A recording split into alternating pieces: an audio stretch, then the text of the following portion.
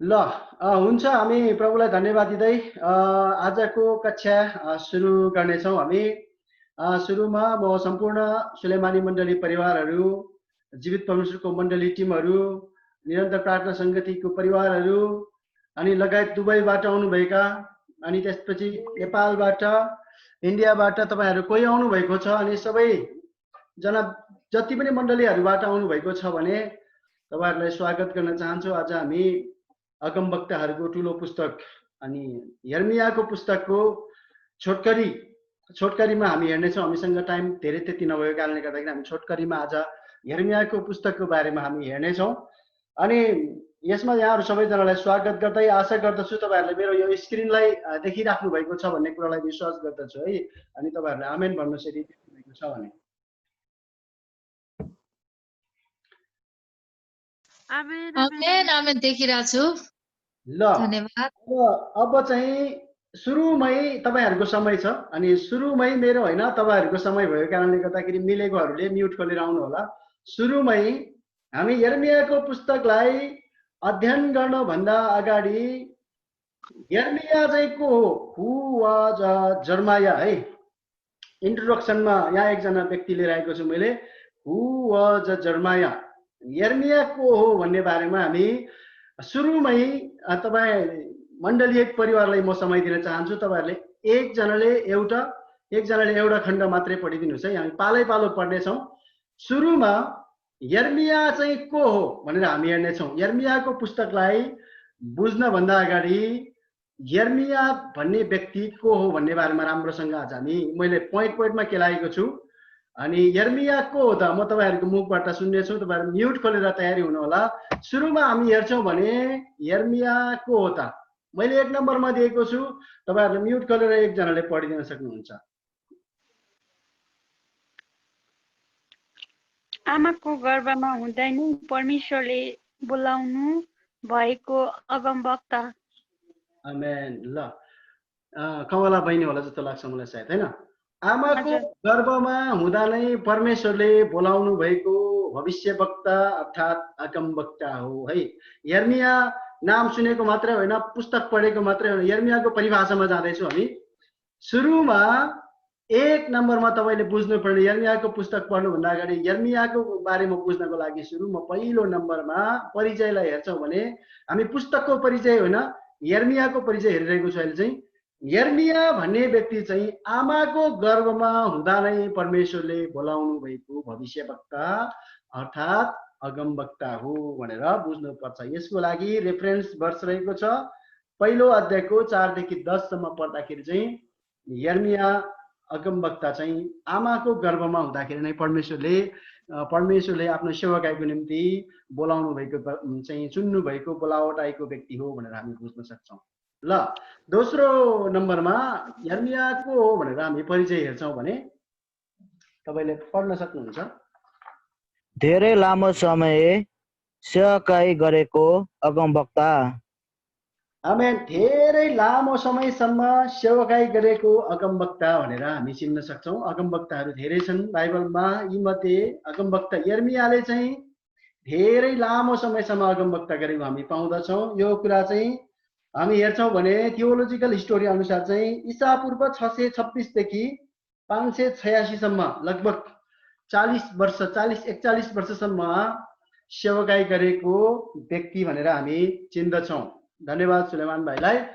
अनि तेस्रो कुरामा हामी हेर्नेछौँ हु वाज जर्माया, यर्मिया को हो त भन्दाखेरि तेस्रो कुरा पनि तपाईहरुले पढ्न सक्नुहुन्छ। सबैभन्दा बढी सतावट पाएको अगमवक्ता। आमेन। इन्दिरा बहिनीलाई धेरै धेरै धन्यवाद। सबैभन्दा बढी सतावटमा परेको अगमवक्ता भनेर पनि चिनिन्छ। अगमवक्ता यर्मियाको समयमा चाहिँ ठुलो सतावट आएको थियो, ठुलो समस्या आएको थियो। समस्याको बावजुदमा पनि उसले परमेश्वरको राज्यको काम गर्न छोडेनन्। उसले कन्टिन्यू रूपमा आफ्नो सेवकाई बढाइरहेको कुरा हामी यहाँ पाउँदछौँ। अनि यो समयमा किन सतावट भयो त हामी एउटा प्रश्न आउन सक्छ होइन, यर्मिया अगमवक्ताको समयमा चाहिँ किन यस्तो किसिमको सतावट भएको थियो त भन्ने तपाईको मनमा प्रश्न आउँदछ भने अनि चौथो नम्बरको पोइन्टले चाहिँ तपाईलाई स्पष्टसँग दिलाउँदछ। ल, चौथो नम्बरमा लेखिएको कुरा चाहिँ एकजनाले खोलेर पढिदिनुहोस्।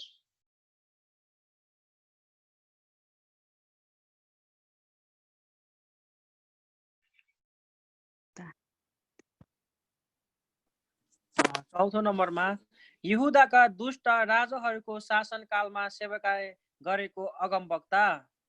आमेन। कसले पढ्दै हुनुहुन्छ है? अनि यहुदाका दुष्ट राजाहरूको शासनकालमा सेवाकार्य गरेको अगमवक्ता किन धेरै सतावटमा परेको थियो भनेदेखिलाई यहुदामा चाहिँ त्यतिखेरको समयमा धेरै दुष्ट राजाहरूको शासनकाल थियो भन्छ। हामी दोस्रो राजाको पुस्तक पढिरहेको थियौँ। पहिला दोस्रो राजाको पुस्तकमा यहाँनिर दुईवटा राज्य विभाजन भइसकेपछि चाहिँ पहिलो एउटा राज्य चाहिँ उत्तरी इजरायल, अर्को राज्य चाहिँ दक्षिणी यहुदा भएर जान्छ। अनि यो चाहिँ दक्षिणी यहुदापट्टिको भाग हामी पढ्दैछौँ। दक्षिणी यहुदा भन्ने ठाउँमा चाहिँ अगमवक्ता यर्मियाले सेवाकार्य गरेका थिए। अनि त्यो समयमा चाहिँ यहुदामा धेरै दुष्ट राजाहरू थियो। अनि त्यही दुष्ट राजाहरूको बिचमा बसेर सेवाकार्य गरेको अगमवक्ता भएकोले उसको समयमा ठुलो सतावट आएको थियो भन्ने कुरा हामी बुझ्न सक्छौँ। अब कुन कुन राजाहरूको पालामा चाहिँ अगमवक्ता यर्मियाले चाहिँ सेवाकार्य गरे त? अब तपाईँले देख्नु भएको छ भने कसैले पढिदिनुहोस्। 5औं पोइन्टमा यर्मियाको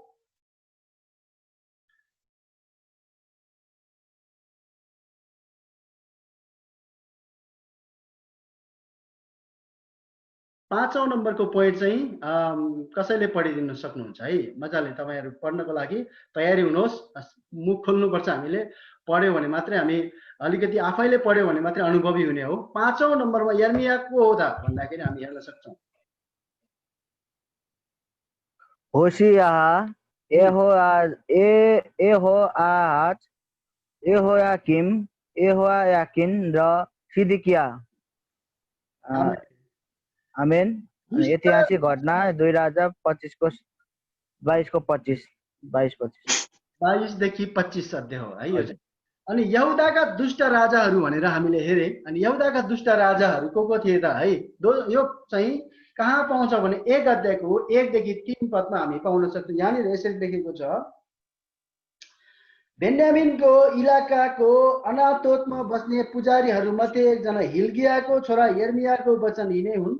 यहुदाका राजा आमोनको छोरा योसियाह है, पहिलो राजाको नाम आएको छ योसियाह। अनि योसियाह आइसकेपछि राजाको 13औं वर्षमा परमप्रभुको वचन तिनी कहाँ आयो, यिनमा लेखेको छ। अनि परमप्रभुको वचन यहुदाका राजा योसियाहको छोरा यहोयाकिम है राजकाल भरि र यहुदाका राजा योसियाहको छोरा सिदकियाको राजकालको 11औं वर्षको 5औं महिनामा यरुसलेममा मानिसहरूको कैदमा नलगुन्जेलसम्म आइरह्यो भनेर हामी 1 देखि चाहिँ 3 पदसम्म हामी पढ्दाखेरि यो राजाहरूको नाम पाउँछौँ। तर यहाँनिर हेर्दाखेरि मैले ठुलो बोल्डमा लेखेको छु, यहाँ 3वटा राजाको नाम मात्रै दिएको छ। योसियाह भन्ने राजाको नाम दिएको छ, यहोयाकिम भन्ने राजाको नाम दिएको छ र सिदकिया भन्ने राजाको नाम दिएको छ। तर यो 2टा राजाको नाम चाहिँ आएको छैन। किन चाहिँ मैले तपाईँहरूको माझमा 2टा राजाको नाम पनि लिएर आयो भन्दाखेरि दोस्रो राजाको पुस्तक 22 अध्यायदेखि 25 अध्यायसम्म को घटनामा अगमवक्ता यर्मियाले सेवाकार्य गरेको थियो। अनि योसियादेखि सिदकियासम्ममा यहुदामा 5वटा राजाहरूले चाहिँ राज्य शासन गरेको हामी पाउँदछौँ। अनि यहाँनिर यो 2 जनाको नाम नआउनुको कारण चाहिँ के हो? यो यहोआहाज भन्ने व्यक्तिको नाम राजाको नाम नआउनुको कारण चाहिँ योसियाह भन्ने राजाले यहुदामा 31 वर्षसम्म शासन गरे है। उनी एकदमै राम्रो राजा थिए, असल राजा थिए उनी चाहिँ है। अनि परमेश्वरको दृष्टिमा असल काम गर्ने है, यो चाहिँ एकदमै राम्रो काम गर्दथ्यो। अनि राम्रो काम गर्दा गर्दै त्यहाँनिर चाहिँ एउटा ठुलो चाहिँ उसको समस्या आएको कारणले गर्दाखेरि आक्रमणको क्रममा चाहिँ जब योसियाहलाई दुश्मनीहरूले मारिदिएपछि यहुदा कमजोरी बन्दै जान्छन्। अनि यहुदामा चाहिँ उसको योसियाहको छोरा यहोआहाज भन्ने व्यक्ति राजा हुन्छ। राजा भएर उसले 3 महिना मात्रै शासन गरेको हुन्छ, छोटो मात्रै समय शासन गरेको कारणले गर्दाखेरि उसको नाम यहाँनिर चाहिँ यो यर्मियाको पुस्तकमा चाहिँ उसलाई कम मात्रामा देखाएको छ। अनि यो यो यहोआहाज पछि योसियाकै छोरा यहोयाकिम भन्ने राजा हुन्छ। अनि यहोयाकिम यो चाहिँ यहोयाकिम भन्दा माथिको राजा यहोआहाज 3 महिना मात्र राज्य गरे तापनि ऊ यहुदाको एकदमै दुष्ट राजा थिए। आफ्नो पिताले गरेको काम जस्तो भन्दा फरक काम गर्ने है, परमेश्वरलाई मन नपर्ने काम गर्ने, एकदमै दुष्ट कामहरू गर्ने दुष्ट राजा थिए। यसपछि यो यहोआहाज पछाडि योसियाकै छोरा यहोयाकिम राजा भए। यहोयाकिम अति नै दुष्ट राजा मानिन्छ। अनि यहोयाकिमको दुष्टताको कारणले गर्दाखेरि यहोयाकिमकै समयमा बेबिलोनले पहिलो पटक आक्रमण गरेर यहोयाकिम, दानियल, इजिकेल लगायतको मानिसहरूलाई बेबिलोनको कैदमा लगेको कुरा हामी पाउँदछौँ। त्यस पछाडि यो यहोयाकिमले 11 वर्ष यहुदामा राज्य गरे। अनि यहोयाकिमको नाम नआउनुको कारण यहोयाकिमले पनि जम्मा 3 महिना मात्र राज्य गरेको हामी पाउँदछौँ। र त्यस पछाडि योसियाकै छोरा सिदकिया चाहिँ यहुदाको अन्तिम राजा बने। अन्तिम राजाको समयमा बेबिलोनको राजा नबुकदनेस्सरले चाहिँ यिनीहरूलाई सबैलाई कैदमा लगेर यहुदालाई आगो लगाएको कुरा हामी पाउँदछौँ। यही दुष्ट राजाहरू है, यहोआहाज, यहोयाकिम र सिदकिया एकदमै दुष्ट राजाहरू थियो। यही राजाहरूको बिचमा सेवकाई गरेको कारणले गर्दा धेरै कष्टहरू सहनु पर्यो उसले चाहिँ है, धेरै कष्ट सहनु पर्यो। किनकि त्यहाँका मानिसहरू ठुलो ठुलो पापहरू मात्रै गर्थे। अनि त्यही भएको कारणले गर्दा यर्मिया अगमवक्ता ठुलो समस्यामा परेर उसले आफ्नो जातिको निम्ति धेरै कुराहरू सिकाउने क्रममा ऊ सतावटमा परेको कुरा हामी यहाँनिर पाउँदछौँ। ल 6औं पोइन्ट दिदीबहिनीहरू मध्ये एकजनाले पढिदिनुहोस् त। 6औं नम्बरको पदमा यर्मियाको हो भन्ने कुरालाई हामी हेरिरहेको छौँ। आफ्नो जातिलाई धेरै माया गर्ने अगमवक्ता। आमेन। आफ्नो जातिलाई धेरै माया गर्ने अगमवक्ता भनेर पनि चिनिन्छ है। यर्मिया अगमवक्ता, भविष्यवक्ता यर्मिया चाहिँ आफ्नो जाति यहुदीहरूलाई चाहिँ धेरै माया गर्दथ्यो है। आफ्नो जाति प्रति यति चाहिँ ऊ चाहिँ गर्थ्यो कि है, यति दुःख मान्थ्यो ऊ चाहिँ आफ्नो जातिलाई अति नै माया गर्ने राजा। त्यही भएको कारणले गर्दाखेरि उसलाई 7औं नम्बरमा चाहिँ रुन्चे अगमवक्ता भनेर पनि भनिन्छ है। आफ्नो जातिको निम्ति रुने, विलाप गर्ने अनि एकदमै आफ्नो जातिको निम्ति प्रार्थना गर्ने भएको कारणले उसलाई रुन्चे अगमवक्ता भनेर चिनिन्छ। यो थियो अगमवक्ता यर्मियाको परिचय। हामी यर्मियाको परिचय तपाईहरुले राम्रोसँग बुझ्नु भएको छ भन्ने कुरालाई म विश्वास गर्दछु। यदि तपाईलाई यर्मियाको पुस्तकको बारेमा तपाईले चाहिँ एउटा केही न केही बुझ्नु भएको छ भने तपाईले आमेन भन्न सक्नुहुन्छ। हामी अगाडि बढाउँदै जानेछौँ।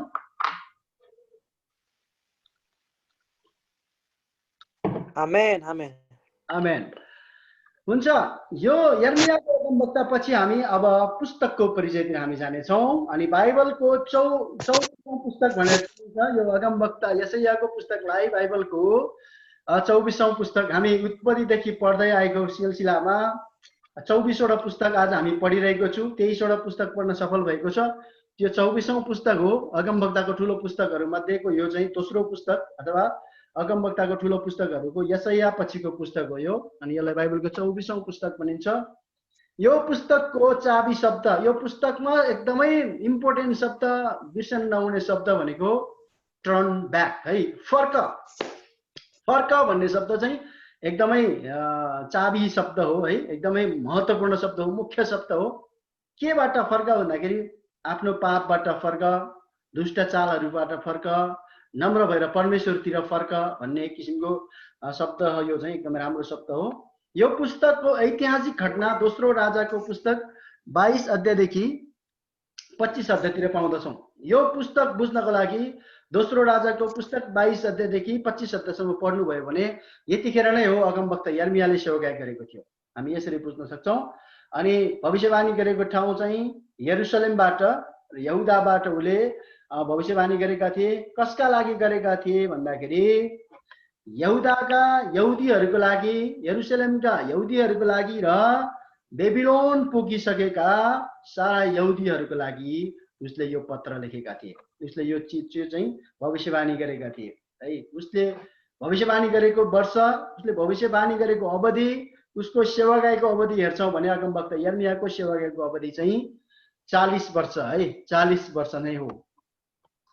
यर्मियाको सेवाकाईको समयमा अरू भविष्यवक्ताहरू पनि हामी पाउँदछौँ। अगमवक्ता यर्मियाले सेवाकाई गरेको बेलामा चाहिँ नहुम, सपन्या हबकुक, ड्यानियल, इजिकेल जस्ता एकदमै शक्तिशाली अगमवक्ताहरू पनि सेवकाई गरेको हामी पाउँदछौँ। अस्ति हामी यशायाको पुस्तकमा हेरेको थियौँ। अनि त्यसरी नै आज यो यर्मियाको पुस्तकको समयमा, यर्मियाको सेवकाईको समयमा पनि उससँगै सेवकाई गर्ने अगमवक्ताहरू चाहिँ नहुम, सपन्या, हबकुक अनि ड्यानियल अनि इजिकेल जस्ता अगमवक्ताहरूले पनि सेवकाई गर्दथे। यो पुस्तकमा जम्मा 52 वटा अध्यायहरू छन्, 64 वटा पदहरू छन् है। तपाईको सम्झनाको लागि म भन्दैछु, यर्मियाको पुस्तकमा 52 वटा अध्यायहरू छन् भने 1364 वटा पदहरू रहेको छ। अब हरेक पुस्तक लेख्नलाई परमेश्वरले एउटा चाहिँ उद्देश्य दिएको छ है। उद्देश्य बिना कुनै पनि पुस्तक नलेखिएको छ। आज यो यर्मियाको पुस्तक लेखिनुको उद्देश्य पनि हामी हेर्छौँ भने यर्मियाको पुस्तक लेखिनुको उद्देश्य चाहिँ यहुदाका मानिसहरूलाई पापबाट पश्चाताप गर्दै परमेश्वरतर्फ फर्केर आउनको लागि आग्रह गर्नको लागि लेखिएको पत्र हो अथवा पुस्तक हो है। यो पुस्तकलाई पत्र पनि भन्ने गरिन्छ। पुरानो करारमा प्राय पत्रहरू छैन, तर यो यर्मियाको पुस्तकलाई चाहिँ एउटा पत्र पनि भनेर चिनिन्छ। यर्मियाले पत्र लेखेको छ आफ्नो जातिहरूको निम्ति। अनि यर्मिया चाहिँ यहुदामा बसिरहेको बेलामा चाहिँ बेबिलोनको कैदमा परेकाहरूलाई पनि उसले पत्र लेख्ने काम गर्दछ। अनि यसको उद्देश्य चाहिँ यो यर्मियाको पुस्तक लेख्नुको उद्देश्य चाहिँ के हो भने यहुदाका मानिसहरूलाई पापबाट पश्चाताप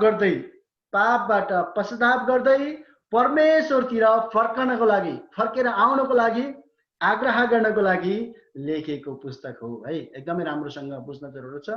अगमवक्ता यर्मियाले आफ्नो पुस्तक किन लेखेको भनेर कसैले तपाईलाई प्रश्न गर्छ भने यहुदाको मानिसहरूलाई पापबाट पश्चाताप गर्दै परमेश्वरतर्फ फर्केर आउनको लागि आग्रह गर्न लेखेको पुस्तक हो भनेर तपाईले बुझ्न सक्छ है।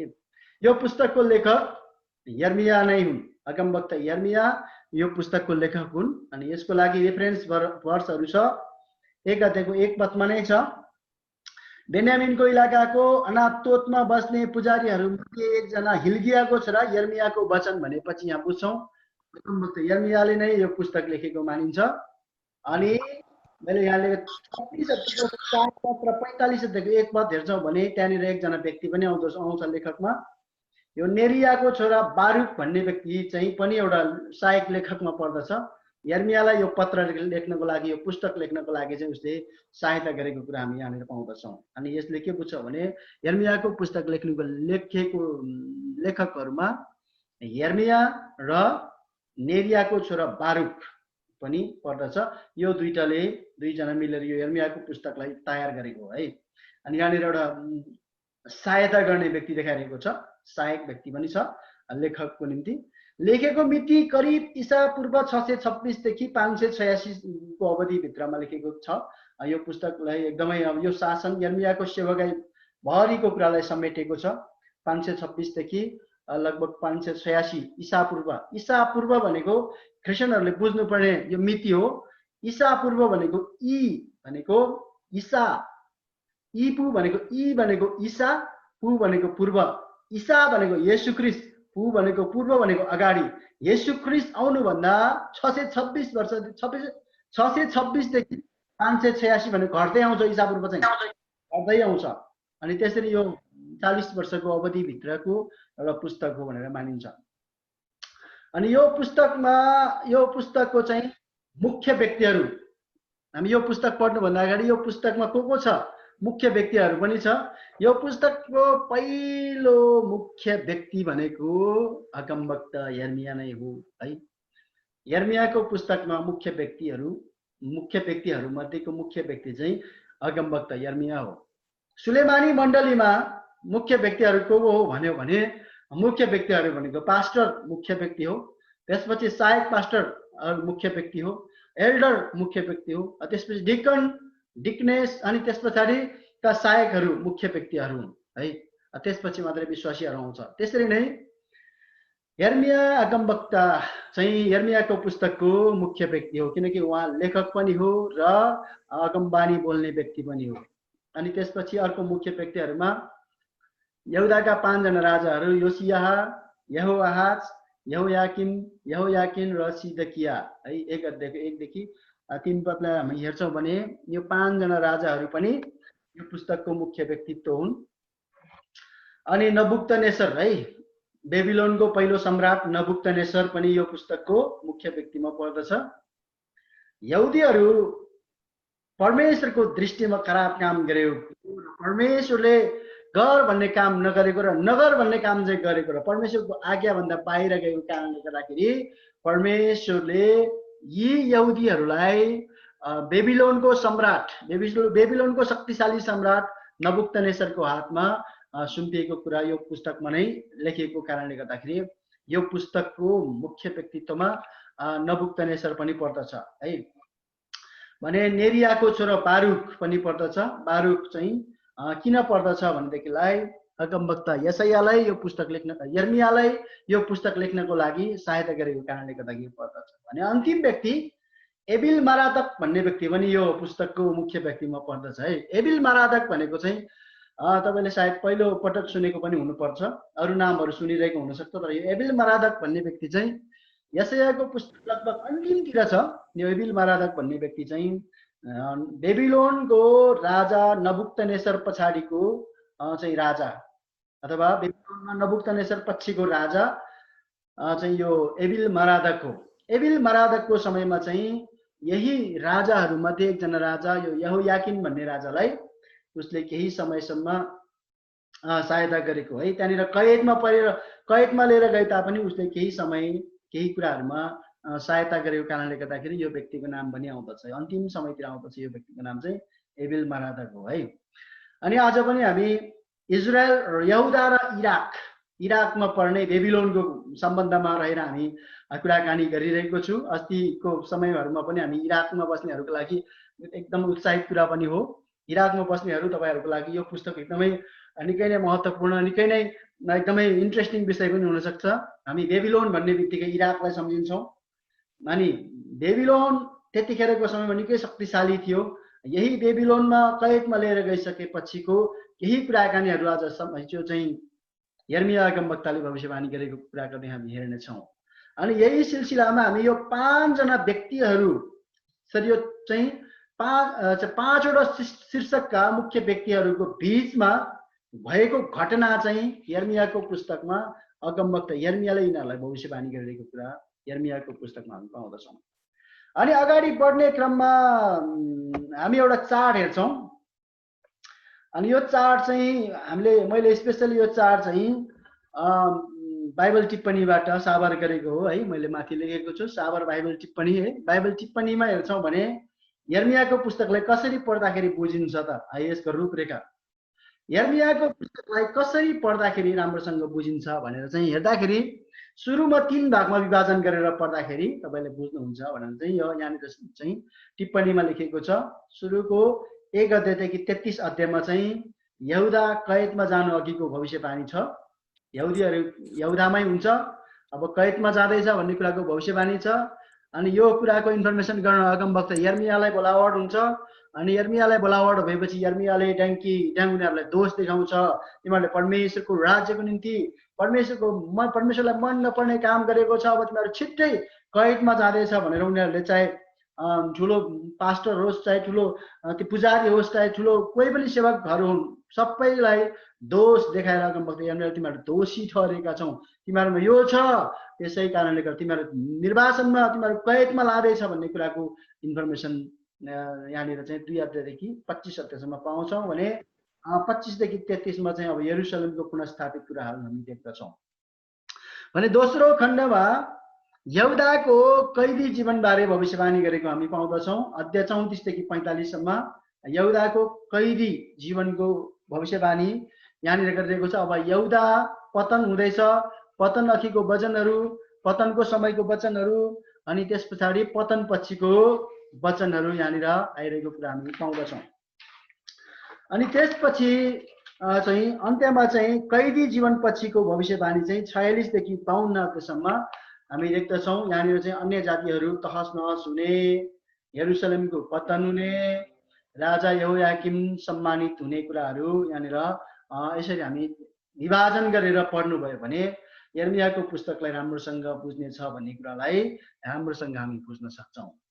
अब यो चाहिँ बाइबल टिप्पणीको साबर हो, तर आज वास्तविक रूपमा आज हामीले बाइबलबाट नै अलिकति स्पष्ट रूपमा छलफल गर्नेछौँ। केही समय हेरेर हामी योभन्दा अगाडि चाहिँ यो क्लासलाई अगाडि बढ्नको लागि चाहिँ हामी अर्को रूपरेखालाई, दोस्रो चरणको रूपरेखालाई हेर्नुभन्दा अगाडि हामी एउटा कोरस गाउनेछौँ अनि कोरसको लागि कोरस गाएर हामी एकछिन फ्रेस हुनेछौँ।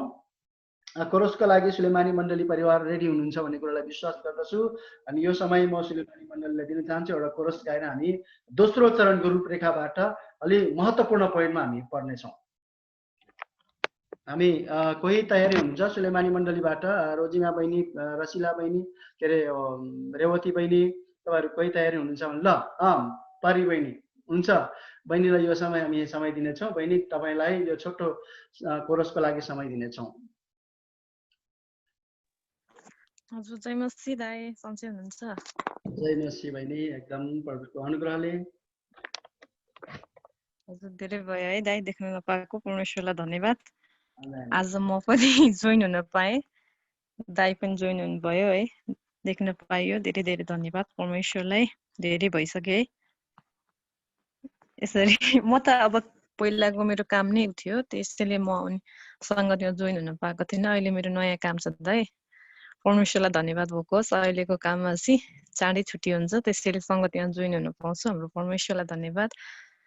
हजुर, ढिला नगरिकन यो समय कोरस गाउनेछु म। निराशको आँधीमा जब डुब्छु, लङ्गर पनि साथ देऊ प्रभु, अनुग्रहमा मलाई हिँडाऊ, अनुग्रहमा मलाई डोर्याऊ। उर्लादो आँधीले सामना गर्दा, त्रसित चेला सब हताश भए। उर्लादो आँधीले सामना गर्दा, त्रसित चेला सब हताश भए। अनुग्रहमा बाँचेको चेला हुँ, हताश होला सम्हालिदेऊ प्रभु। अनुग्रहमा बाँचेको चेला हुँ, हताश होला सम्हालिदेऊ प्रभु। निराशको आँधीमा जब डुब्छु, लङ्गर पनि साथ देऊ प्रभु, अनुग्रहमा मलाई हिँडाऊ, अनुग्रहमा मलाई डोर्याऊ। विश्वासको आधारमा बाँचेको छु, विश्वासको लडाई लड्न सिकाऊ। विश्वासको आधारमा बाँचेको छु, विश्वासको लडाई लड्न सिकाऊ। विश्वासलाई सिधा बनाउने प्रभु, मेरो विश्वासलाई सिधा विश्वासलाई सिधा बनाउने प्रभु, मेरो विश्वासलाई सिधा बनाऊ।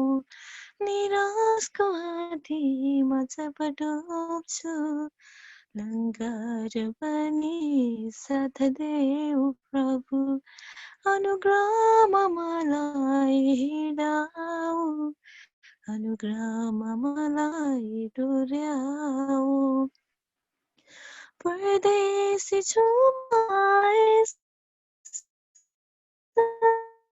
संसारमा, सहारा मेरो यहाँ छु म संसारमा, सहारा मेरो यहाँ कोही छैन। तिमी नै मेरो सहारा बनी डोर्याइदेऊ दिन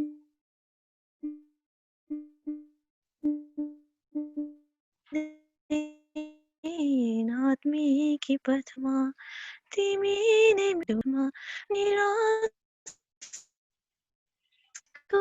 आधी म जब डुब्छु लङ्गर बनी राम बाजेको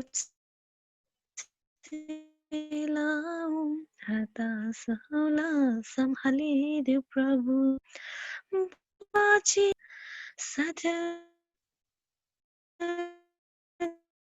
देवलाई पल पलमा बाँचिरहेछु अन्तिम दिन पल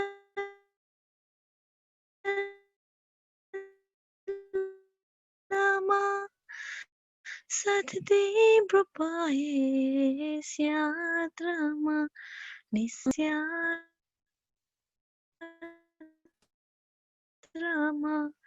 निश्चय नै पुऱ्याइनेछु म निराशको आधी निग्रामा मलाई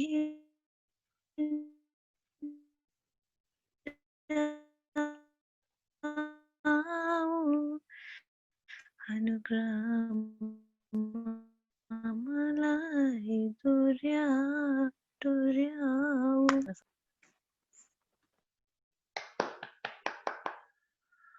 आमेन। जयमसी दाइ हजुर दिन सक्नुहुन्छ है टाइम। आमेन। धेरै धेरै धन्यवाद हाम्रो परि बहिनीलाई है, एकदमै धेरै धेरै धन्यवाद अनिल भाइको परिवारलाई। अनि यो मिठो फ्रेसनेस भइसकेको छ भन्ने कुरालाई विश्वास गर्दछु। तपाईँहरू सबैजना एकदमै आनन्दित छौ भन्ने कुरालाई म विश्वास गर्दछु। तपाईँहरूले मेरो आवाज सुन्दै हुनुहुन्छ भने सबैजनाले हामी भन्नुहोस्, सुन्नेहरूले तपाईँले आमेन भन्नुहोस्, हामी फ्रेस हुनेछौँ। मण्डली परिवार बाइबल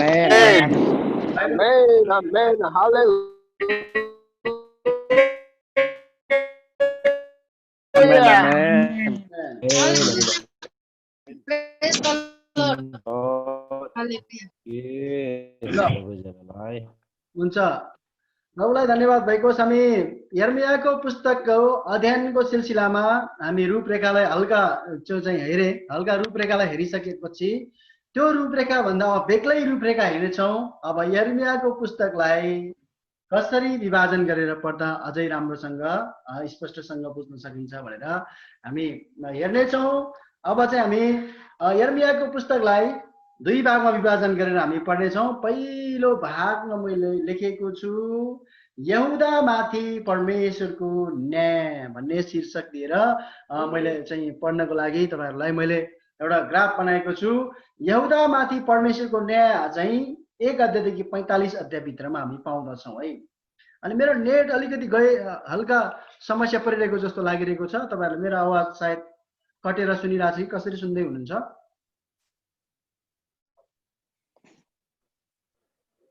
एकदम क्लियर सुनिरहेछ है दाजु।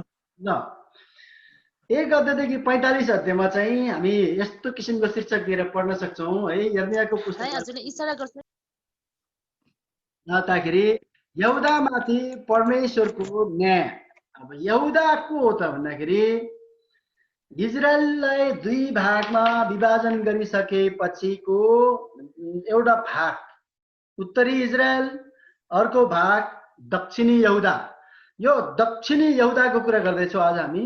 यर्मियाले सेवकाई गरेको ठाउँ चाहिँ इजरायलको यो दक्षिणी यहुदा भन्ने ठाउँको भाग हो। यो प्रान्तमा दुईवटा कुलको मानिसहरू चाहिँ बसिरहेको कुरा हामी पाउँदछौँ। यही दुईवटा कुलमा रहेको यहुदाका मानिसहरूलाई परमेश्वरले न्याय गर्नेको कुरा हामी यहाँनिर यर्मियाको पुस्तक 1 अध्यायदेखि 45 अध्यायमा पाउँदछौँ। यहाँनिर के भन्दछ भने म चाहिँ परमप्रभुको यो वचन म कहाँ आयो, मैले तँलाई गर्भमा रहनुभन्दा अघि नै तँलाई चिनिसकेको थिएँ, त जन्मनुभन्दा अघि नै मैले तँलाई अलग गरेँ, मैले तँलाई जाति जातिहरूको निम्ति एक अगमवक्ता नियुक्ति गरेँ भनेर अगमवक्ता यर्मियालाई परमेश्वरको बोलावट भएको कुरा हामी यहाँनिर पाउँदछौँ। वास्तवमा अगमवक्ता यर्मिया चाहिँ पुजारी कुलका थिए भनेर हामी चिन्छौँ। यहाँ 1 नम्बरमा हेर्छौँ भने बेन्यामिनको इलाकाको अनातोतमा बस्ने पुजारीहरू मध्ये एकजना हिल्कियाको छोरा यर्मिया भनेर भनिएको छ। यो यर्मिया चाहिँ वास्तवमा अगमवक्ता नहुनु पर्ने मान्छे हो, पुजारी हुनुपर्ने मान्छे थियो। पुरानो कालमा पुजारीको छोरा पुजारी नै हुन्थे, राजाको छोरा राजा नै हुन्थे। अनि यो यर्मिया चाहिँ वास्तवमा हुनुपर्ने आफ्नो पिताको कुल अनुसार, आफ्नो पिताको पेसा अनुसार, सेवकाई अनुसार चाहिँ ऊ चाहिँ यो इलाकाको एउटा पुजारी हुनु पर्थ्यो। पुजारी पोजिसन एकदमै राम्रो पोजिसन थियो, पुजारी पद एकदमै सम्माननीय पद पनि थिए है। तर परमेश्वरको बोलावट चाहिँ यर्मिया जन्मनुभन्दा अगाडि नै मैले तँलाई गर्भमा रच्नुभन्दा अघि नै तँलाई चिनिसकेको थिएँ, त जन्मनुभन्दा अघि नै मैले तँलाई अलग गरेँ, मैले तँलाई जाति जातिहरूको निम्ति एक अगमवक्ता नियुक्ति गरेँ भनेर भन्दछ। अनि यहाँनिर चाहिँ के भन्छ भने अगमवक्ता चुनेको कुरा हामी पाउँदछौँ। यर्मियालाई चाहिँ वास्तवमा ऊ पुजारी हुनुपर्नेमा अगमवक्ता नियुक्ति गरिदिन्छ परमेश्वरले। अगमवक्ता तिमी चाहिँ अब यहुदामा सेवाकाई गर्ने अगमवक्ता हो भनेर चाहिँ परमेश्वरको बोलावट आउँदछ। अब परमेश्वरको बोलावट अनि आइसकेपछि यर्मिया अब चाहिँ परमेश्वरको सेवाकाईमा अगमवक्ताको सेवा गर्नको लागि यहुदामा तयारी भएर बस्दछन् है। तयारी भएर मात्रै बस्दैन, ऊ आफ्नो सेवाकाई सुरु गर्दछ। अगमवक्ता र पुजारीमा धेरै फरक छन्।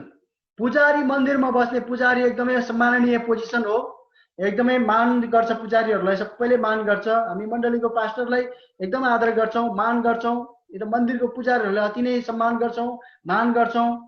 तर पास्टर र सेवक अथवा पास्टर र सुसमाचार प्रचारकको दृष्टिकोण हेर्छौँ भने पास्टरहरूले मण्डलीमा सेवाकाई गर्ने काम गर्छ, एकदमै सम्माननीय पदमा पोजिसनमा पनि छ, एकदम सबैजनाले आदर गर्छ, सबैजनाले सम्मान पनि गर्छ।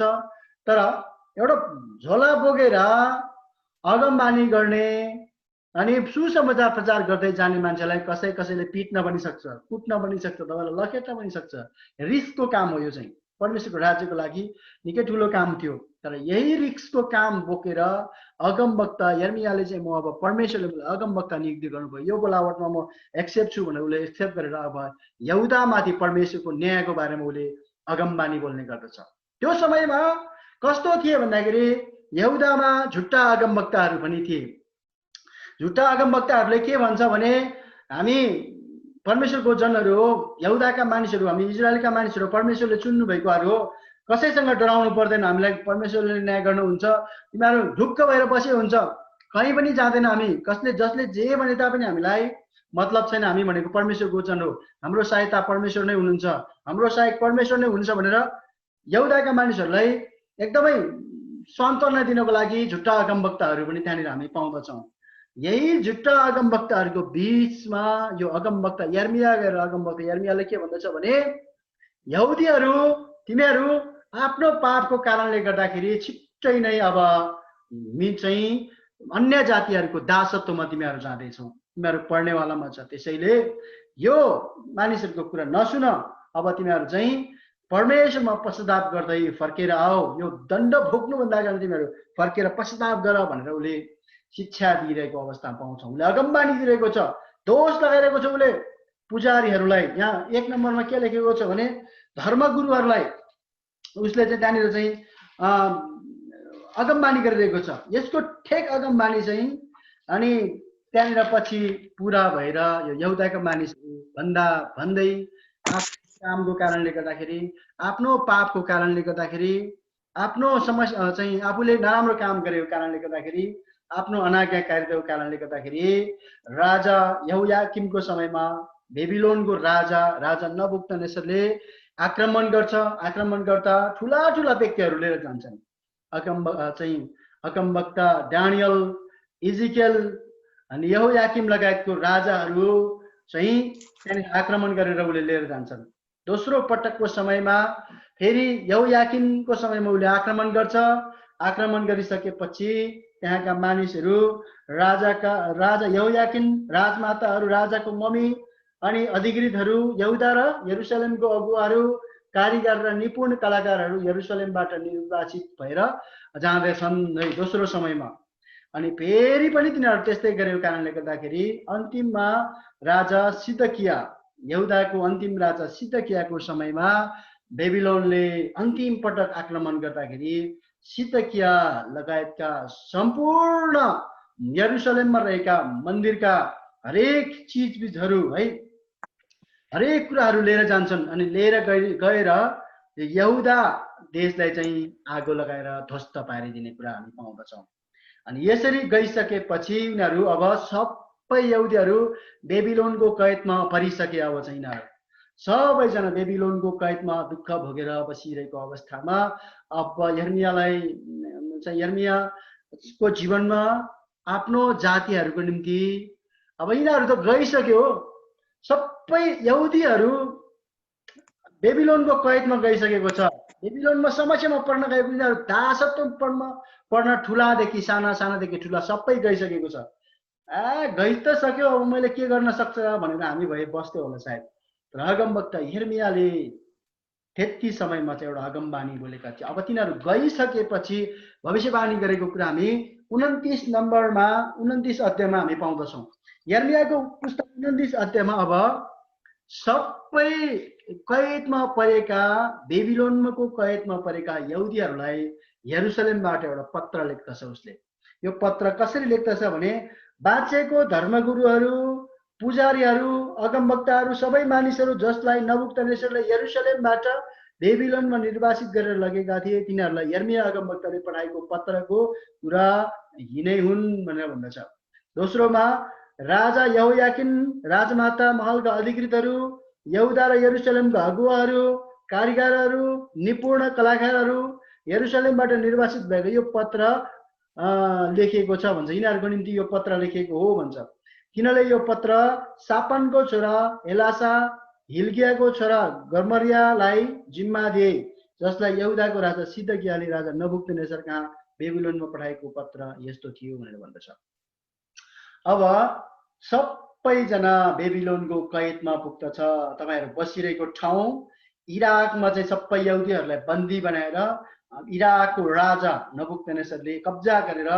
सबैलाई दास बनाउन लिएर आउँदछ दास बनाएर लिएर आएपछि अगमवक्ता यर्मिया मैले अघि नै भने अगमवक्ता यर्मिया आफ्नो जातिको निम्ति रुने मान्छे थियो विलाप गर्थ्यो मेरो जाति कसरी फर्केर आउँछ अब यिनीहरूलाई म के भन्ने भन्दाखेरि आफू जान नपाए तापनि यरुसलेममा बसेर एउटा पत्र लेख्दछ पत्रमा चाहिँ के भन्दछ भने यरुसलेमबाट बेबिलोनमा आफूले निर्वासित गरी लगेका सबैलाई सर्वशक्तिमान परमप्रभु इजरायलका परमेश्वर यस्तो भन्नुहुन्छ भन्छ त्यहाँ तिमीहरू घर बनाएर बस बारीहरू लगाऊ र तिनको उब्जनीहरू खाऊ भन्छ है 5 नम्बरमा चाहिँ म 29 अध्यायलाई पढिरहेको छु बेबिलोनको कैदमा पुगिसकेपछि पनि त्यहाँ झुट्टा अगमवक्ताहरू पनि लिएर गएको थियो अवस्था छ त्यहाँ पनि यहुदीहरूलाई उक्साउनको लागि झुट्टा अगमवक्ताहरू पनि थिए भन्छ झुट्टा अगमवक्ताहरूले के भन्छ अब हामी कैदमा आइसकेको छ बेबिलोनमा आइसकेको छ बेबिलोनको कैदमा राजा नबुकदनेस्सरको कब्जामा छ यही राजा हाम्रो दुश्मन हो यो दुश्मनले हामीलाई लिएर आएको त कल्लीबल्ली हामी गर्नेवालामा छैन अब हामी चुप्प लाएर बस हामी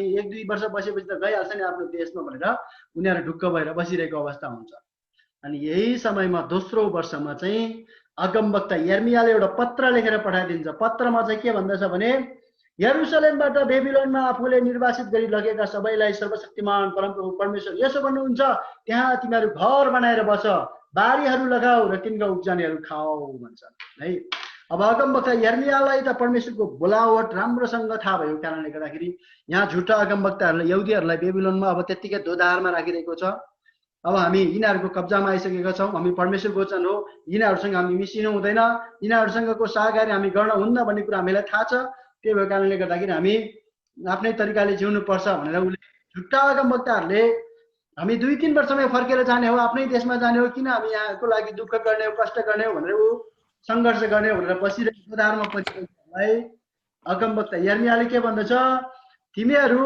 1-2 वर्षमा फर्केर आउने खाले छैन अब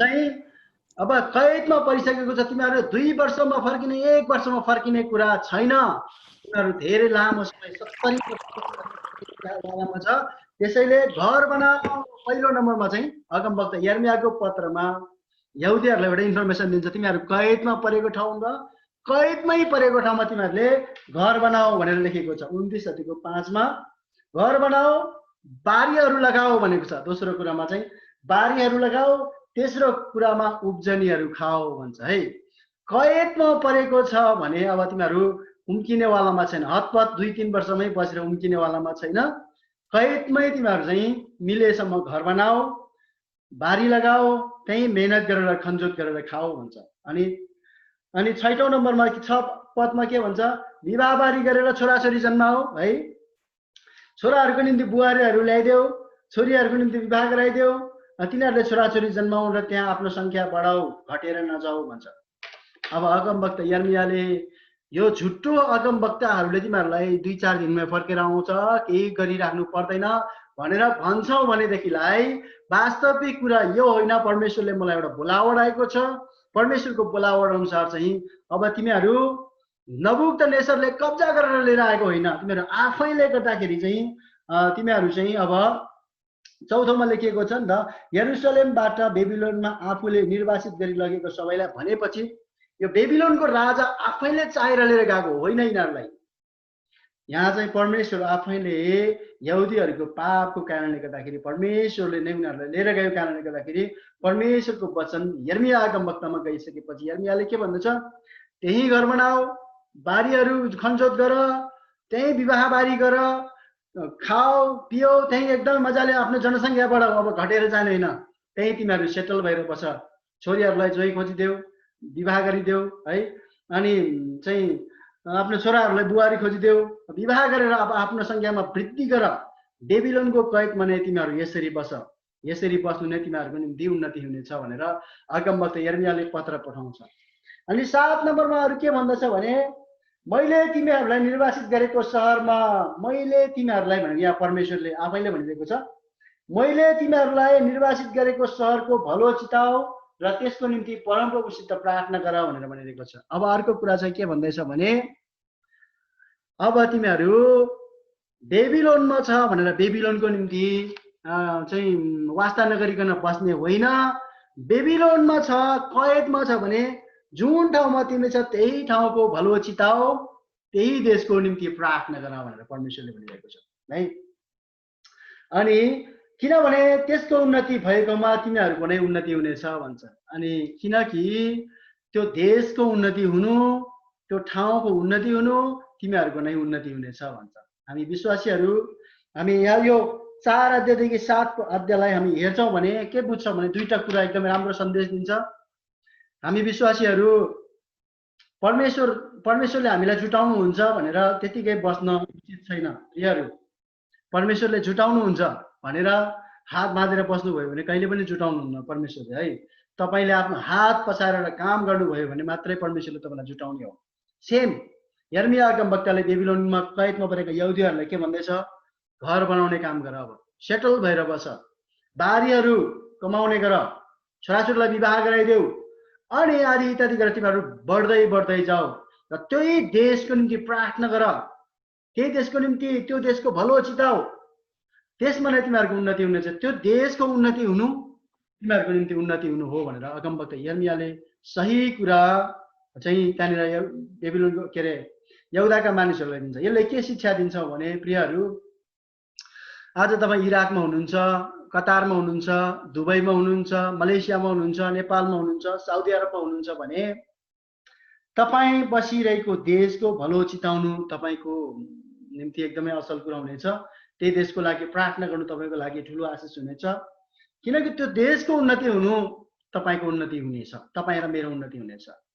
अनि सर्टकटमा भन्छौँ भने तपाईँ काम गरिरहेको कम्पनीको भलो चिताउने काम गर्नुहोस्, तपाईँले काम गरिरहेको घरको मालिकको भलो चिताउने काम गर्नुहोस् है। अनि किनभने त्यो घरको उन्नति हुनु चाहिँ तपाईँको उन्नति हुनु हो। यो घरको मान्छे चाहिँ भनेर चाहिँ तपाईँ चाहिँ नगर्नुहोस्, तपाईँ घरको मालिकको उन्नति, घरको मालिकको भलो चिताउने काम गर्नुहोस्। अर्काको घरमा अर्काको चाहिँ भात खाएर, अर्काको चामल खाएर हामी अर्काकै निन्दा गर्ने व्यक्तिहरू पनि छ। मेरो अनुभवमा योभन्दा लगभग 2014तिर म साउदी अरबको अलमराई कम्पनीमा काम गर्ने सिलसिलामा म चाहिँ नाइट ड्युटी थियो। नाइट ड्युटीमा म 7 बजे बसमा आफ्नो ड्युटीमा सर गइरहेको थियो। ठ्याक्क कम्पनी पुग्दाखेरि कम्पनी चाहिँ आगो लगाएर जलिरहेको रहेछ है। मेरो अफिसहरू चाहिँ सबै जलेर खरानी हुँदै रहेछ। अनि म चाहिँ रोडमा नै अड्केँ। हेर्दाखेरि कम्पनी आगो लागेर चाहिँ एकदमै धुम्म भएर जलिसकेपछि कम्पनी त अब कम्पनी त जलिहाल्यो, के गर्ने होला भनेर चाहिँ म पनि बसबाट ओर्लेर हत्तर न पत्तर यो मानिसहरू भिड भएको ठाउँतिर गएँ। त्यहाँनिर जम्मा जाँदाखेरि धेरै मानिसहरू के भन्दै रहेछ भने, ठिक्क भइस्, यो हामीलाई प्रमोसन नगरिदिने कम्पनी, अनि हामीलाई चाहिँ पैसामा लोभ गर्ने कम्पनीलाई ठिक्क भयो, जलै जलोस्, घरानी भइबोस् भनेर मान्छेहरू धेरैजना खुसी भइरहेको रहेछ। अनि मेरो मनमा चाहिँ एउटा कुरा लागिरहेको थियो, ल अब मैले काम गर्ने कम्पनी त आगो लागिसक्यो, अब के गर्ने होला, भोलि त अब समस्यामा पर्छ, काम पाउँदैन होला जस्तो मैले लागिरहेको थियो है। अनि मेरो मनमा चाहिँ एक किसिमको त्यस्तो किसिमको लागिरहेको थियो, ओहो यो कम्पनी नजल्नु पर्ने थियो, मैले काम गर्ने ठाउँहरू कति धेरै चिजहरू छ त्यहाँनिर चाहिँ नजल्नु पर्ने थियो। अनि मेरो मनमा लागिरहेको थियो। अनि प्रभु यो आगोलाई चाहिँ तपाईँले नियन्त्रण गर्नलाई चाहिँ सहायता गरिदिनुहोस् भनेर मैले प्रार्थना पनि गरेँ त्यति समयमा है। नभन्दै रातिसम्म पनि कम्पनीको आगो नियन्त्रण हुन सकेन, त्यो कम्पनी नै ध्वस्त भए। अन्त्यमा त्यो प्लान नै ध्वस्त भए। अल्मराई कम्पनी साउदी अरबमा ठुलो कम्पनी छ, यसको प्लान एकदमै ठुलो छ, त्यहाँको प्लान चाहिँ ध्वस्त भए। ध्वस्त भइसकेपछि अर्को एउटा सानो प्लान थियो, त्यो सानो प्लानमा त्यहाँका सबै मानिसहरूले सिपिङ गरेर काम गर्दै लिएर चाहिँ निरन्तर रूपमा काम दिए है। त्यो सिलसिलाको कुरालाई म अहिले फर्केर हेर्दाखेरि के बुझ्छौँ भने त्यतिखेर हामी कमजनाको मान्छेको मनमा मात्रै थियो होला प्रभु यो चाहिँ नहुनु पर्ने थियो, तपाईँले यस्तो भएको छ भनेर। त धेरै मानिस रमाइरहेको थियो, ए ठिक्क भएपछि उसको कम्पनी चलोस् भनेर भनिरहेको थियो। प्रियहरू, हामी यस्तो हुन्न, किनकि हामीले काम गरिरहेको कम्पनीको भलो चिताउनु तपाईँ र मेरो आफ्नै भलो चिताउनु हो। हामीले काम गरिरहेको साउको भलो चिताउनु हाम्रै उन्नति हुनु हो। त्यो घरको भलो चिताउने काम गर्नुहोस्, त्यो घरको लागि प्रार्थना गर्नुहोस् है। अनि त्यस्तो गर्ने हो भनेदेखिलाई त्यो घरको उन्नति हुनेछ। त्यो घरको उन्नति हुँदाखेरि तपाईँ र मेरो पनि उन्नति हुनेछ भनेर यहाँ अगमवक्ता यिर्मयाले पत्र लेख्दैछ यिनीहरूलाई। अनि के भन्दछ 8 मा चाहिँ, हो सर्वशक्तिमान परमप्रभु इजरायलको परमेश्वर यसो भन्नुहुन्छ, तिमीहरूको बीचमा हुने तिमीहरूको अगमवक्ताहरू जोखाना हेर्नेहरूले तिमीहरूलाई धोका नदेऊ, तिमीहरूको इच्छा अनुसार तिमीहरूले देखेको सपनाका कुराहरू ध्यान नदेऊ भनेर। अनि यहाँ झुट्टा अगमवक्ताहरूको कुराकानी गरिरहेको छ।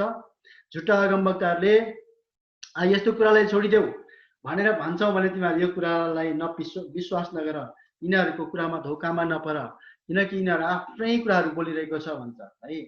अगमबानी बोल्ने अगमवक्ताहरू यहाँनिर हुनुहुन्छ भने तपाईँ र मैले गरेको यो अगमबानी चाहिँ यदि पुरा हुन्न भने यो अगमबानी चाहिँ झुट्टो अगमबानी ठहरिनेछ। त्यसैले अगमवक्ताहरूलाई एउटा चेतावनीको वचन पनि हो। हामी अगमबानी गर्नेहरू, परमेश्वरले मानिसलाई नै हो अगमबानी दिने, तपाईँ र म जस्तो व्यक्तिलाई नै हो अगमबानी दिने। तर कुन अगमबानी चाहिँ तपाईँको आफ्नै हृदयबाट आयो, कुन अगमबानी चाहिँ परमेश्वरबाट, यो कुरालाई विचार गर्नुहोस् है। अनि यसरी यहाँनिर यिर्मयाले भन्दछ झुटा अगमवक्ताहरूदेखि धोकामा नपर भन्छ। किनकि यहाँनिर चाहिँ उसमा लेखेको 9 मा, तिनीहरूले मेरो नाउँमा तिमीहरूलाई झुट्टा अगमबानी गर्छन्, मैले तिनीहरूलाई पठाएको होइन परमप्रभु भन्दछ है। अनि 10 मा के लेखेको छ, परमप्रभु यसो भन्नुहुन्छ, बेबिलोनको निम्ति 70 वर्ष पुरा भएपछि म तिमीहरूको आउनेछु र तिमीहरूलाई यस ठाउँमा फर्काएर लिएर आउनेछु भनी मेरो कृपालु प्रतिज्ञा म तिमीहरूलाई पुरा गर्नेछु भन्छ। 10 मा राम्रो कुरा लेखेको छ 70 वर्ष। अब यहाँनिर एउटा कुरा खोलेको छ यिर्मया अगमवक्ताले, तिमीहरू 2-4 वर्षमा फर्किने कुरा गर्छ भने यो झुट्टो अगमवक्ता हो। परमेश्वरलाई चाहिँ मलाई भन्नुभएको छ 70 वर्षसम्म तिमीहरू बेबिलोनको कैदमा रहनेछ भनेर भनेको छ। 70 वर्षसम्म कैदमा रहने भएपछि अब विवाह नगरिकन बस्ने हो भने समस्या हुने थियो। मान्छे मर्छ 70 वर्षमा है।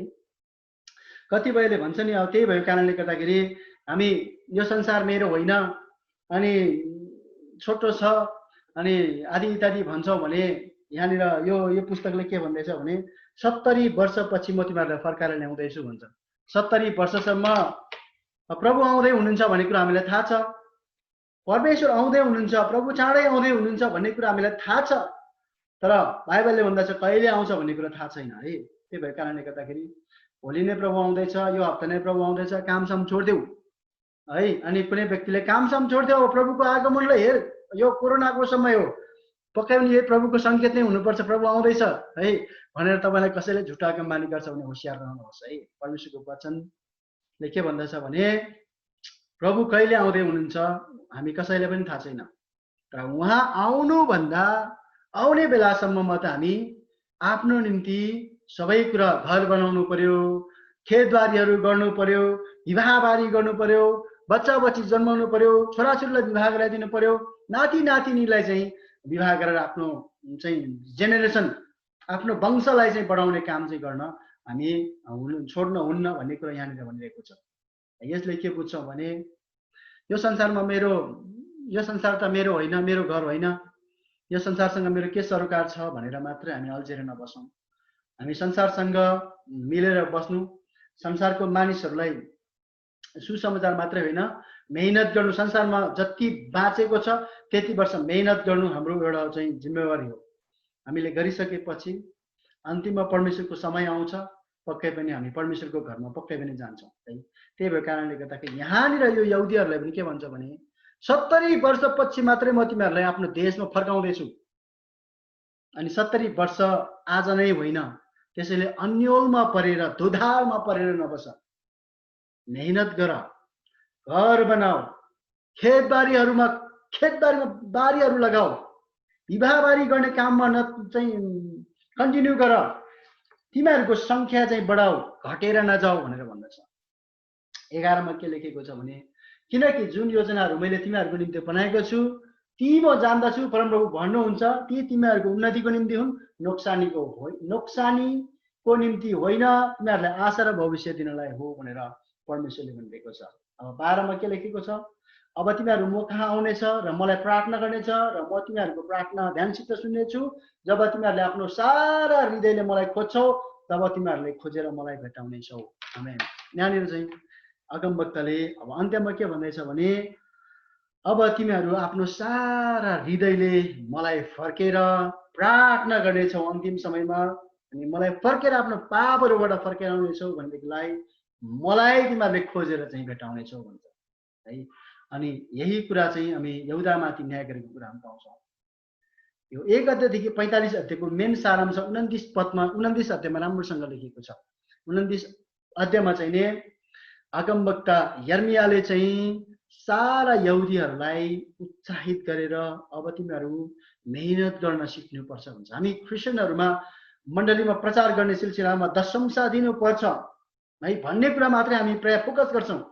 दशंशा, अरे हामी यदि पैसा नै कमाउँदैनौँ, धन सम्पत्ति नै छैन भने कहाँबाट ल्याउने दशंशा? मण्डली त्यतिकै गरिब हुँदैन। विश्वासी गरिब हुनु, मण्डली गरिब हुनु हो है।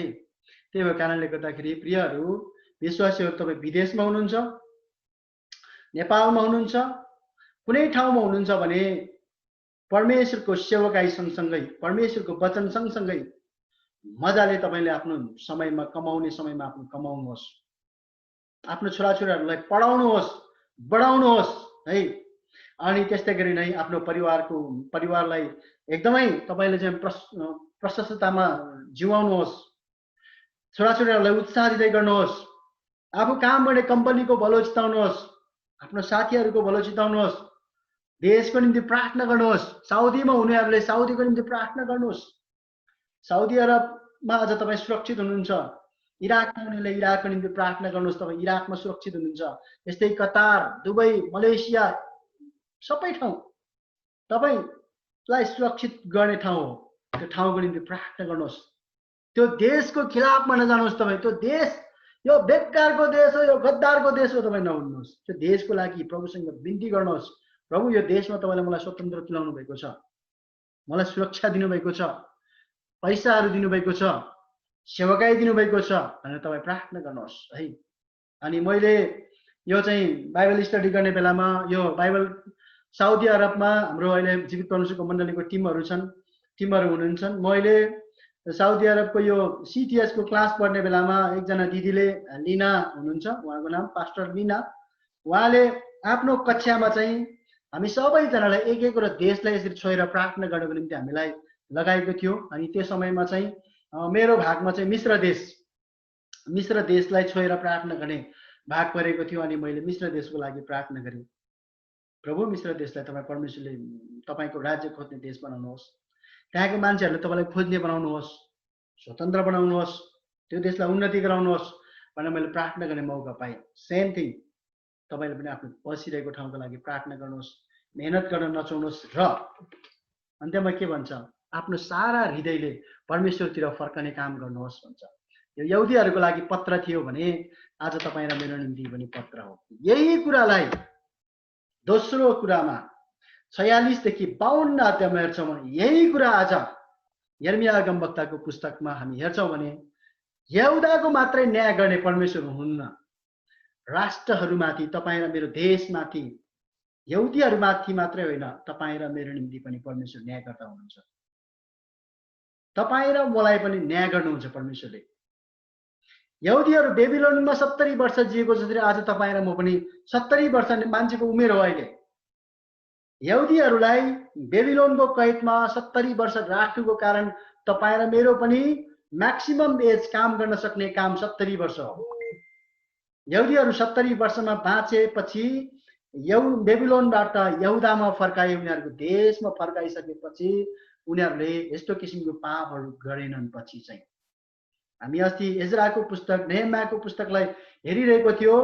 ती यहुदाका मानिसहरू पछाडि चाहिँ बेबिलोनबाट फर्केर गइसकेपछि त्यहाँका मानिसहरूले त्यो किसिमको मूर्ति पूजा लगायतका दुष्ट कामहरू गर्न बन्द गरे। इतिहासलाई हेर्छौँ भने अहिले पनि इजरायलको मानिसहरू, तपाईँ कोही इजरायलबाट हुनुहुन्छ भने तपाईँलाई साक्षी छ, यो इजरायलको मानिसहरूले अझै अहिले चाहिँ अहिलेसम्म पनि यो मूर्ति पूजाको कामहरू गर्दैन भन्ने कुरा मैले धेरै सुनेको छु। म पुगेको छैन तर मैले सुनेको छु। प्रियहरू, यसले के बुझ्छौँ, यो यर्मियाको पुस्तकको एउटा मेन थिम चाहिँ के हो भनेदेखिलाई परमेश्वरतिर फर्कनु, परमेश्वरतर्फ फर्कनु, आफ्नो सारा हृदयले सारा प्राणले है परमेश्वरतिर फर्कनु। यो मेन थिम चाहिँ यहाँनिर के भन्दैछ भने अब तिमीहरू म कहाँ आउनेछ र मलाई प्रार्थना गर्नेछौ र म तिमीहरूको प्रार्थना ध्यानसित सुन्नेछु। जब तिमीहरूले आफ्नो सारा हृदयले मलाई खोज्नेछौ तब तिमीहरूले मलाई खोजेर भेटाउनेछौ भनेर यहाँनिर 12 देखि 13, 14 पदमा भनिरहेको छ। 14 मा यसरी लेखेको छ, तिमीहरूले मलाई भेटाउनेछौ परमप्रभु भन्नुहुन्छ र कैदबाट म तिमीहरूलाई फर्काइ ल्याउनेछु।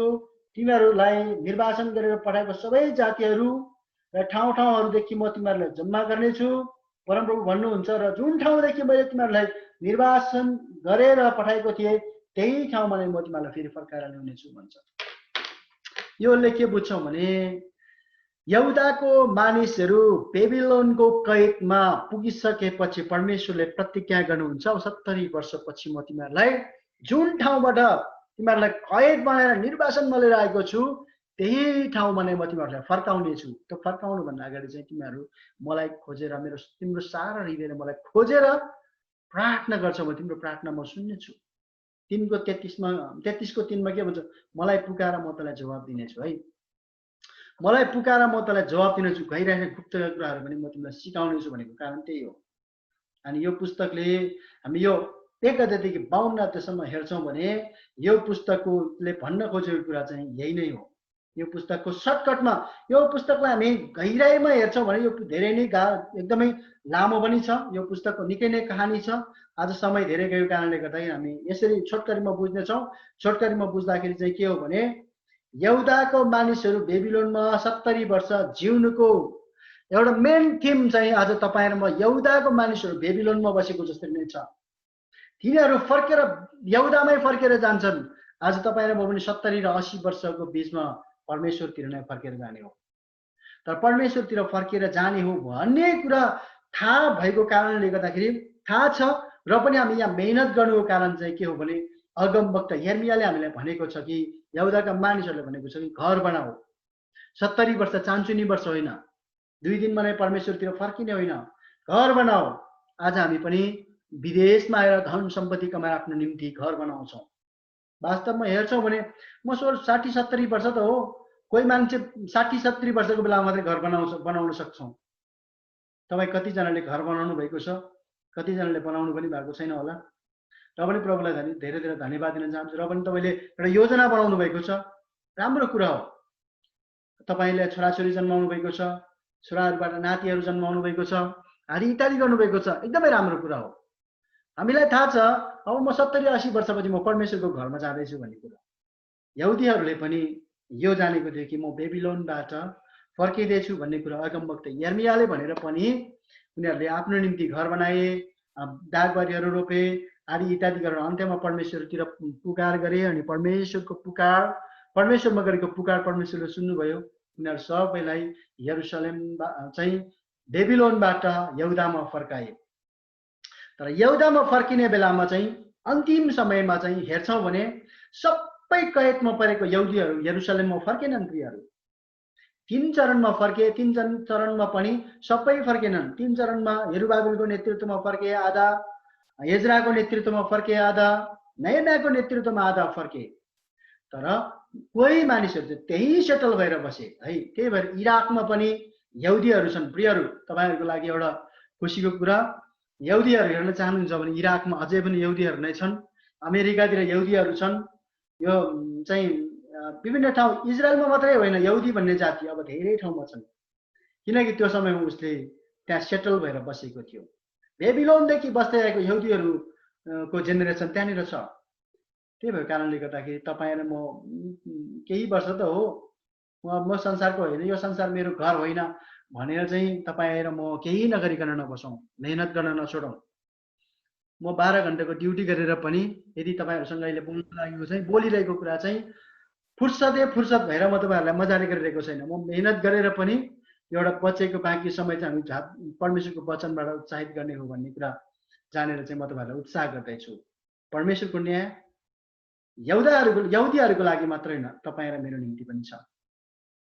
तर त्यो न्यायमा पर्ने दिनमा तपाईँ र म उहाँको उपस्थितिमा जसरी यहुदीहरू रमाएर आफ्नो देश फर्के, त्यसरी नै अन्तिम समयमा हामी परमेश्वरलाई पुकार गर्नेछौँ, परमेश्वरलाई प्रार्थना गर्नेछौँ र परमेश्वरले हाम्रो प्रार्थना सुन्नु भएर हामी उहाँको घरमा उहाँसँगै हामी सदा सर्वदाको आनन्दित ठाउँमा छ भन्ने कुरालाई बुझेका छौँ। हामीले बुझेको कारणले गर्दा हामी उत्साह गर्ने गर्छौँ र पनि हामी मेहनत गरिरहेको छु, अनि आदि इत्यादि गरिरहेको छु।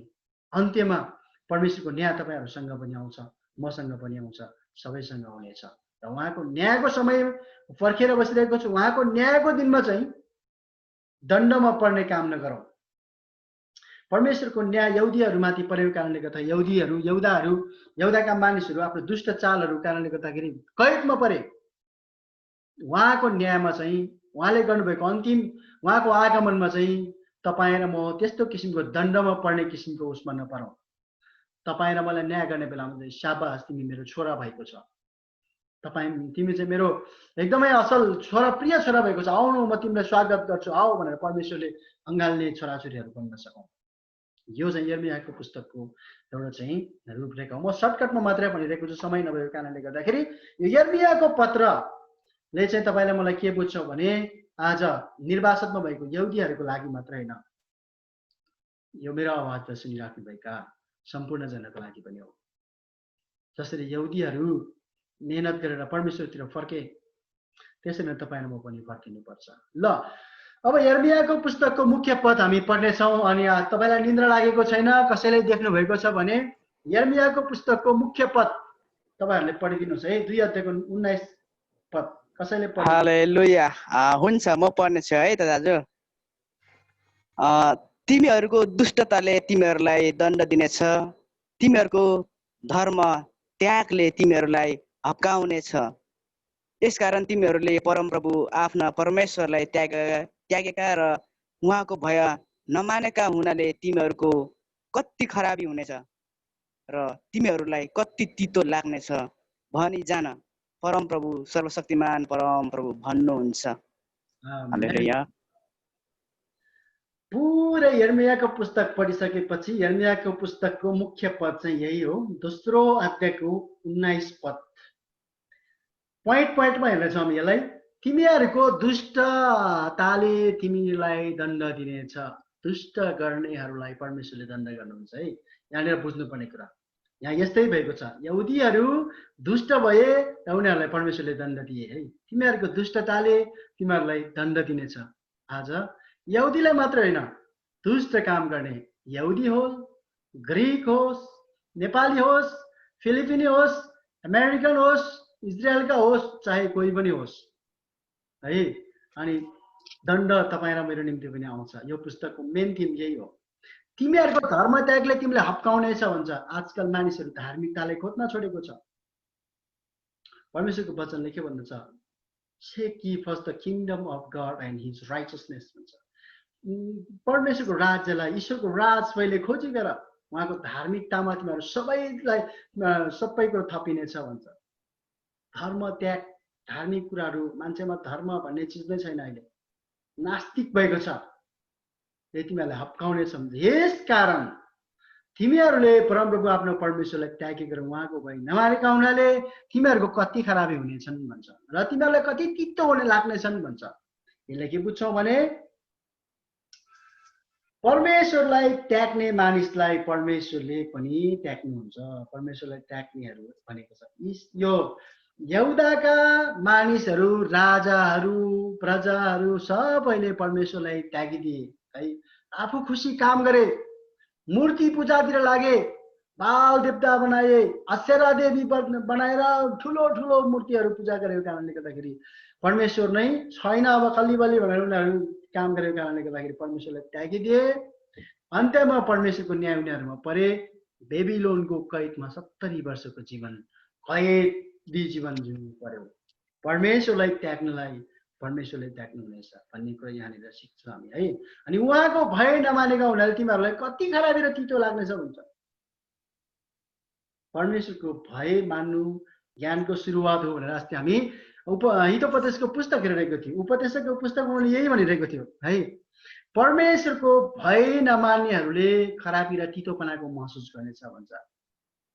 परमेश्वर बिना जिएको मान्छे जतिसुकै धनी भए तापनि उसको परिवारमा तितोपना छ, उसको मनमा तितोपना छ, अशान्ति छ मनमा, उसको मनमा ऊ एकदमै फ्रेसनेस छैन उसको जीवनमा। हामी हेर्छौँ परमेश्वर रहितको जीवन कस्तो हो। अस्ति हामी उपदेशकको पुस्तक हेरिरहेको थियो। Without God everything is wastage भनेर भनिरहेको छ। परमेश्वर बिनाको जीवन, परमेश्वर बिना जिएका कामहरू, परमेश्वरको योजनाभन्दा बाहिरका कामहरू व्यर्थ छ भन्छ। सेम थिङ यो पुस्तकले हामीलाई भन्न खोजेको कुरा पनि परमेश्वरको भय नमान्नेहरूको निम्ति खराबी र तितोपनाको जीवन जिउनेछ सर्वशक्तिमान परमप्रभु भन्नुहुन्छ भनेर यहाँनिर भनिरहेको छ। अब मोटामोटी यो पुस्तक सकिसकेको छ। अबको समय पनि म तपाईँहरूलाई दिनेछु। अन्तिम सन्देश हामी मोटामोटी अन्त्यमा पुगिसकेको छु। यर्मियाको पुस्तक पढेपछि तपाईँ र मैले बुझ्ने अन्तिम सन्देश, सन्देश नम्बर 1 म तपाईँहरूलाई नै समय दिनेछु। ल यर्मियाको पुस्तक पढिसकेपछि अन्तिम सन्देश तपाईँहरूले देख्नु भएको छ भने पढिदिनु हुन्छ। हुन्छ म पढिदिनेछु है त। ल परमेश्वर दुष्टहरूको लागि न्यायकर्ता हुनुहुन्छ र उहाँ सर्वशक्तिमान र सर्वव्यापी हुनुहुन्छ। आमेन। आजको यर्मियाको पुस्तक पढिसकेपछि बुझ्ने पहिलो चाहिँ सन्देश चाहिँ परमेश्वर दुष्टहरूको लागि न्यायकर्ता हुनुहुन्छ र उहाँ सर्वशक्तिमान र सर्वव्यापी हुनुहुन्छ। Same thing. परमेश्वर दुष्ट यहुदीहरूको लागि न्यायकर्ता भनेर यहुदीहरूलाई बेबिलोनको कैदमा पुर्याए र बेबिलोनको कैदमा पुर्याएको तिनीहरूलाई मात्रै होइन अन्यहरूलाई पनि उनीहरूले परमेश्वरले चाहिँ अधिकार गर्ने सर्वव्यापी र सर्वशक्तिमान हुनुहुन्छ भन्ने कुराको प्रमाणिकता हामी यो पुस्तकमा पाउँछौँ। दोस्रो सन्देश छ। दोस्रो सन्देश तपाईँहरूले पढिदिनुहोस् है। फटाफट तपाईँहरू एकदम रेडी भएर बस्नुहोस्। सन्देश तपाईँकै मुखले पढ्नुपर्छ। यो पुस्तकको अन्तिम सन्देश चाहिँ दोस्रो सन्देश। परमेश्वरले आफ्नो जनहरूलाई दण्डको साथै उद्धार पनि गर्नुहुन्छ। आमेन। आमेन। दोस्रो सन्देश रहेको छ परमेश्वरले चाहिँ आफ्नो जनलाई दण्डको साथै उद्धार पनि गर्नुहुन्छ। हामी अस्ति यशायाको पुस्तक हेरिरहेको थियो। यशायाको पुस्तकमा पनि यही नै थियो। परमेश्वरले दण्ड दिए, तिनीहरूलाई दण्ड दिएपछि उद्धार गर्नको निम्ति आफ्नो एकलौते पुत्र दिनुभएको छ है। परमेश्वरले संसारलाई यस्तो प्रेम गर्नुभयो ताकि उहाँले आफ्नो एकमात्र पुत्र दिनुभयो, उहाँमा विश्वास गर्ने कोही पनि नाश नहोस् र त्यसले आनन्द जीवन पाओस् भनेर। दुष्टहरूलाई पनि परमेश्वरले क्षमा गरिकन चाहिँ उद्धारको लागि उद्धारकर्ता दिनुभएको छ। सेम थिङ बेबिलोनको मानिसहरूलाई दण्ड मात्रै दिनु भएन, ल्याएर रिटर्न ब्याक ल्याएर आफ्नो देशसम्म उद्धार ल्याउने कामहरू पनि गरेको कारण हामी पाउँदछौँ। अब जीवित परमेश्वरको मण्डली जता साउदी अरबको टिमबाट एकजनाले यर्मियाको पुस्तक पढिसकेपछि भएको यो 3 नम्बरको सन्देश पढेर सुनाइदिनु अनुरोध गर्न चाहन्छु।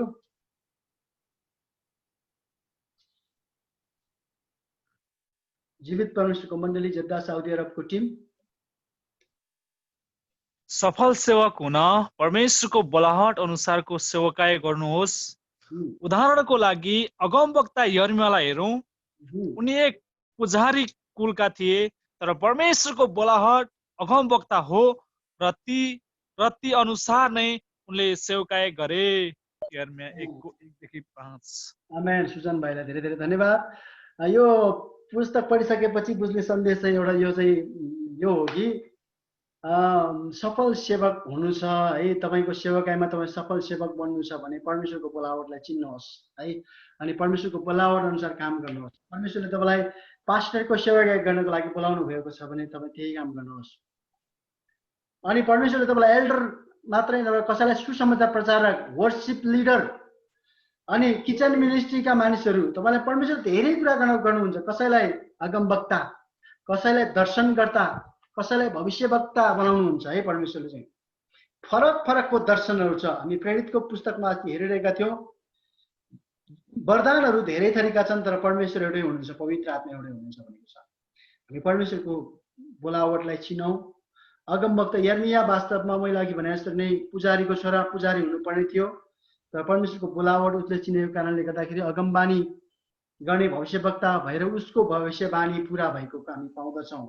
तपाईँ पनि आफ्नो जीवनमा सफल सेवक बन्न चाहनुहुन्छ, सफल सेविका बन्न चाहनुहुन्छ भने आफ्नो जीवनमा परमेश्वरको बोलावट के छ हेरौँ, परमेश्वरले दिनुभएको बोलावट अनुसारको काम गरौँ र एउटा सफल सेवक बन्नलाई परमेश्वरले तपाईँलाई सहायता गर्नुभएको होस् है।